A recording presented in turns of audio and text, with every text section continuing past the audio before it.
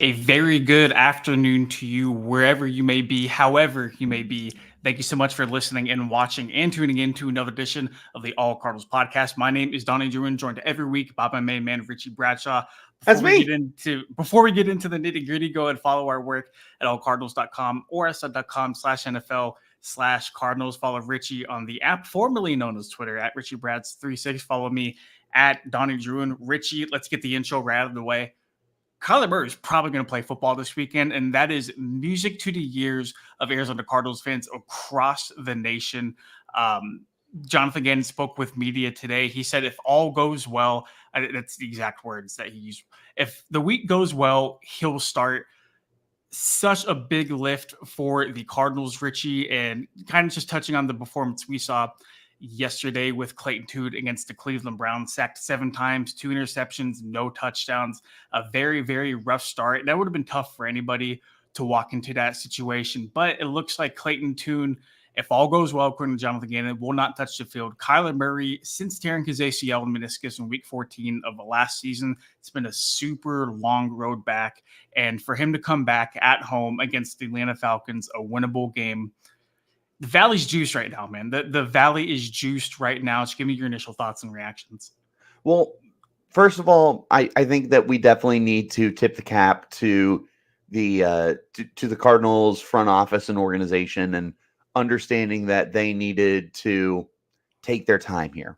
They needed to not rush him back onto the football field, because it's very easy to take a guy that's as exciting and game changing as Kyler Murray is and want to get him out there, especially when there's not much excitement going on around the team that is in a rebuild and was expected to contend for the number 1 pick. And Donnie, we're halfway through the year pretty much, and the Cardinals do have the number 1 pick right now. So it'd be really easy to want to roll Kyler out. So I think that we definitely need to give some props and tip our caps to the Cardinals medical staff, the organization in general, for just taking their time here. And now with Kyler coming back, you're talking about potentially just this massive swing in momentum. Yep. Not even so much from a wins and losses standpoint, but from a play standpoint, right? Like, you're potentially going to be going from like mediocre quarterback play. This is not Josh Dobbs slander. And first of all, absolutely amazing to see what he did for Minnesota. Like, Dude, that was 100%. so cool to see. So happy for him. I really hope that other Cardinal fans are happy for him as well. I definitely implore you guys to be as much. But they are potentially going from like super mediocre quarterback play to, and don't get me wrong, it's not going to be instant, right? But you're potentially going to be getting such a nice boost in production from your quarterbacks here. At least by the end of the year, that's kind of what you're hoping for. So this is an absolutely awesome step in the right direction for the Cardinals. I think that this is probably around the time frame that we had laid out for him. Yeah. I know that for a couple weeks you've been kind of beating that drum that the Falcons game was likely going to be his return, and lo and behold, that's exactly what it was. So I don't know who those sources are, Donnie Druin, but you should definitely slide them a couple extra bucks. Yeah, it was always funny to me because it felt like heading into the season, you had 2 trains of thought whenever it came to Kyler. Number 1 was he wasn't going to play the entire year. The Cardinals wanted to save him, not risk the injury guarantees that came along with his contract. And then you had the other people that kind of bought into the hype that he might have been ready week 1. And as it turns out, neither of those were right. I think the organization always wanted to take a very good precaution with him. And I love how you highlighted the medical staff and the training staff, because they were very instrumental. When Kyler Murray did his rehab at the facility in Arizona, he didn't fly out somewhere else and do it. He stayed local. He was in the building every single day, according to all the coaches and the teammates that we've spoken to. I think a really big thing too, Richie, is that this organization from top to bottom has been nothing short of supportive and backing for Kyler Murray too. You have to remember the previous regime of guys like Cliff Kingsbury and Steve Keim. A whole bunch of stuff came out about Kyler almost on like a continual basis. Now that they're gone, you don't hear anything negative about Kyler Murray, and I don't think that's a coincidence, right? Jonathan Gannon has beat the Kyler Murray drum over and over again, while also remaining patient and understanding that you don't want to rush a guy like that back from such a significant injury, right? And to kind of pull this conversation full circle, I do want to lay out a timeline of what needs to happen before Kyler Murray does actually take the field on Sunday against the Atlanta Falcons in Week 10. First and foremost, his 21-day practice window does end in the middle of the week. So the Cardinals had to activate him at least by Wednesday, or else he would have went back on the PUP list for the remainder of the season. So Kyler being active on the roster was always going to happen this week anyways. It's just a matter of him playing, right? And so if you're Jonathan Gannon, you're the Cardinals coaching staff, you ask yourself, what do you need to see out of Kyler Murray in order for him to be quote unquote ready? Gannon was asked this today, and he said, quote, I just want to see him practice again, see how he progresses through the week, things like that. Get him all the reps with the ones. I think that's kind of the last step. Then playing in the game is another step in the process of coming back from a major injury and not playing football for a while.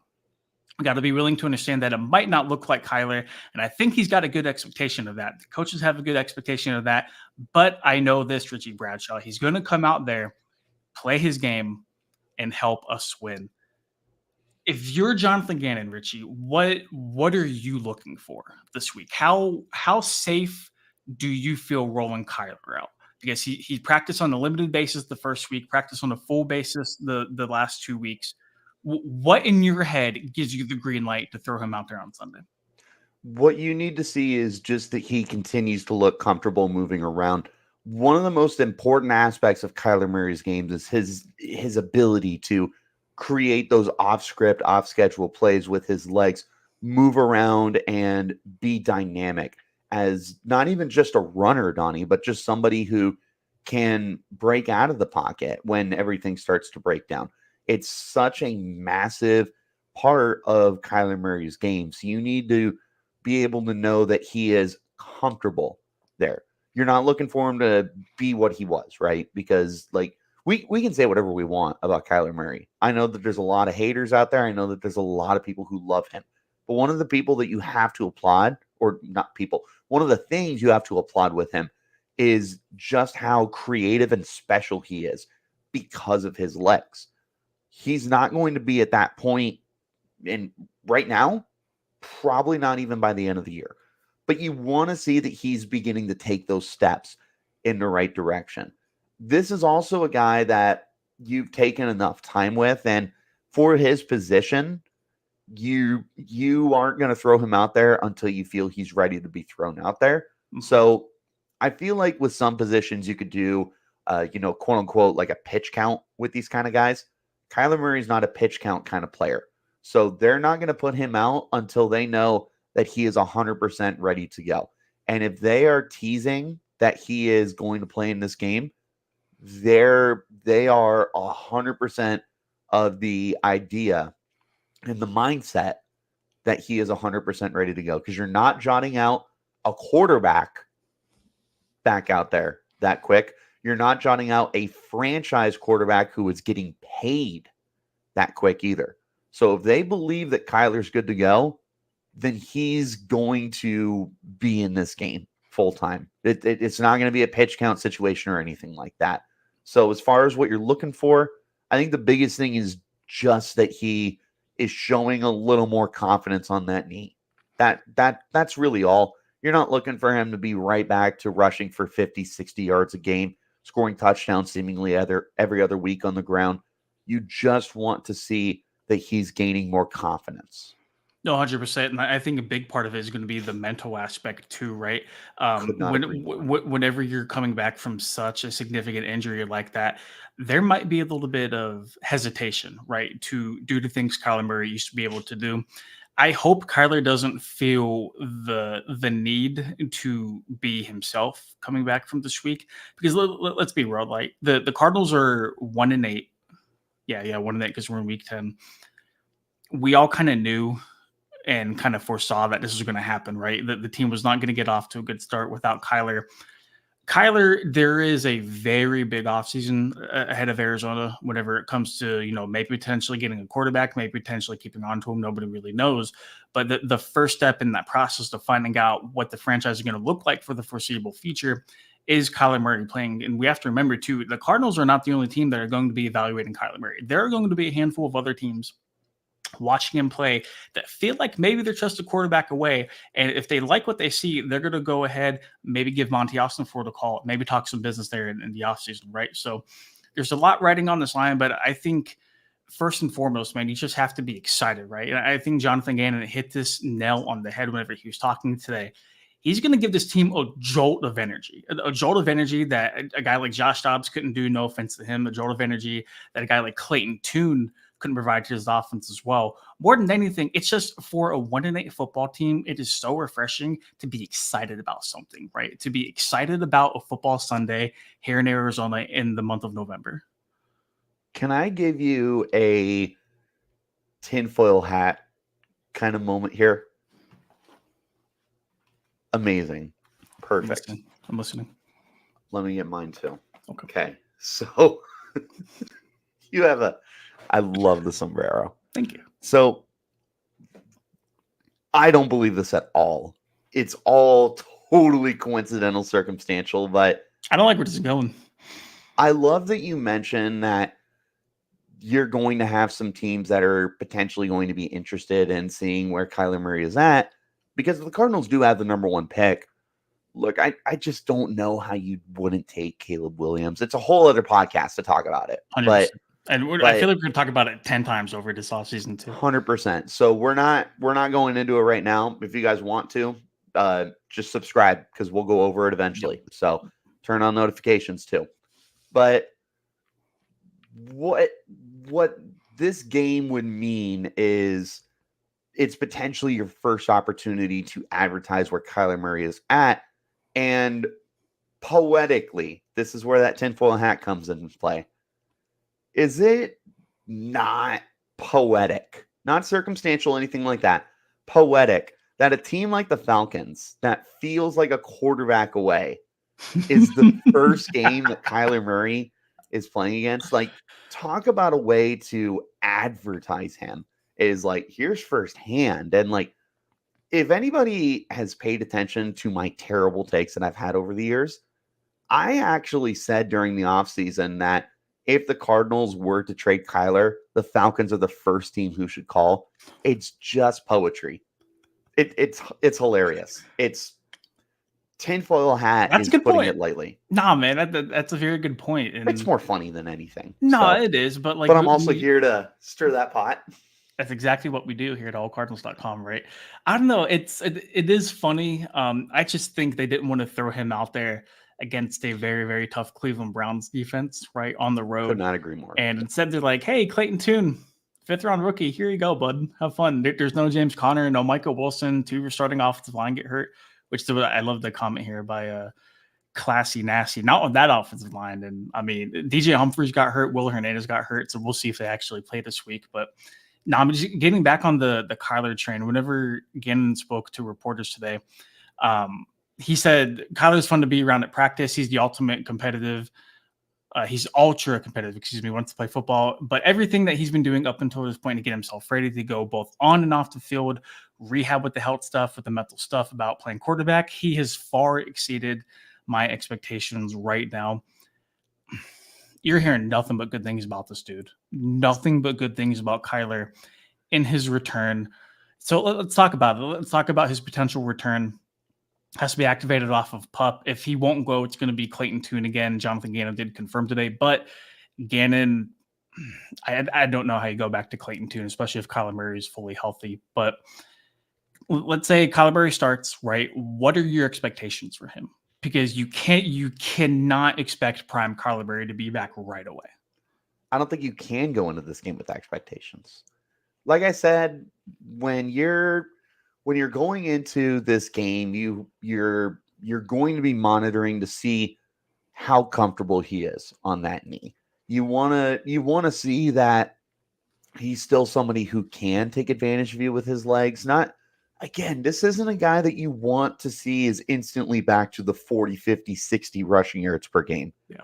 Because that's a special quarterback. That's what like Lamar Jackson and Michael Vick were doing in their primes, right?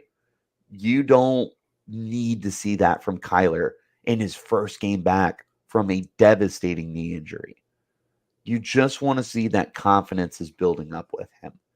So that's kind of what you want to see. As far as expectations go, Donnie, I think you just want to see that the talent is still there. Yeah, I'm so glad you said it like that because in my head I'm like, I don't think there's a I number don't I think there want are Kyler to get. expectations. Yeah. Like, because you're taking your time with him. So I don't think anyone would have blamed you if you shut him down for the whole year. He tore that ACL so late into Yeah. last year. I You think just I need think if to he's healthy, you got to play him though, and I I don't think the disagree. Cardinals were smart to Yes, take their time with 100%. him just to make sure he was 100% because the last thing we want to do is see him re-injure himself for a multitude of reasons. But Exactly. yeah, I don't think him sitting was ever on the plate, to be honest, man. No, no, no, no, no. But what I'm saying is, I don't know if maybe it's just me personally. I don't know if I would have blamed you if you decided to not rush him back out there, especially if the process wasn't going as smoothly as it has been, because this has been a very good, very well orchestrated recovery process for Yeah. him. Like, everything has gone right, everything's been greenlit, and we've been good to go.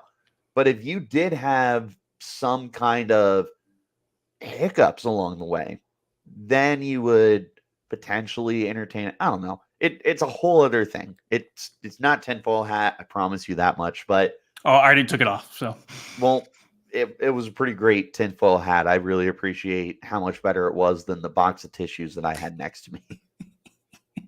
I could have just turned my hat forward, man. Like, you could have, man. You could have, but I think next time we'll have to definitely keep the tinfoil hats nearby.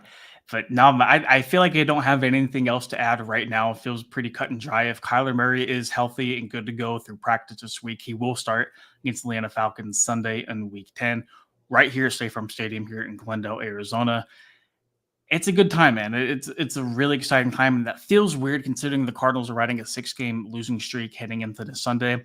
But now I feel like the season is really going to begin for Arizona, right? Like this, say what you want about the first half, but heading into the second half of the year, you have Kyler Murray back. Now the evaluation process of your roster really starts to get going too. And I do want to add, James Conner can also come back from injured reserve this week. You might get Michael Wilson back too.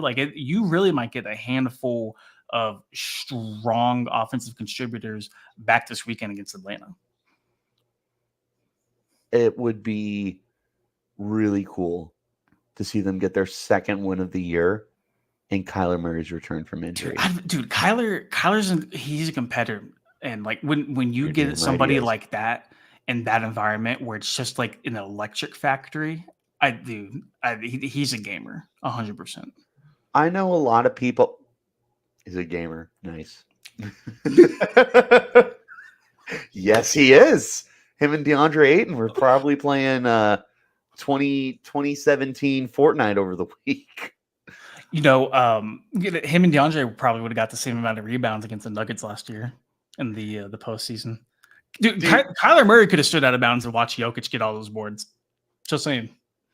don't get me more angry than I already am thinking about DeAndre Ayton and that knockoff jersey I have in my closet. I don't even remember what I was going to say. You're welcome. Kyler Murray, gamer, electric factory, Falcons. Oh man, I got nothing, Donnie. My mind is an enigma as the carton of milk falls over. All right. Well, we're going to go ahead and wrap this conversation up. Bird Gang, your franchise quarterback, at least for this year, is returning this Sunday if all goes well, which I don't see why it shouldn't go all too well. But to make sure it all goes well and to keep up with everything else Arizona Cardinals related, stay tuned to allcardinals.com or sn.com/NFL/Cardinals. Thank you so much for tuning in to another edition of our podcast. Follow Richie on Twitter at RichieBrads36. Follow me on Twitter at Donnie and Druin. You can follow our work pretty much anywhere. Just type in Arizona Cardinals. You'll probably find our stuff on Google. No subtle flex there. But till then, see you guys next time.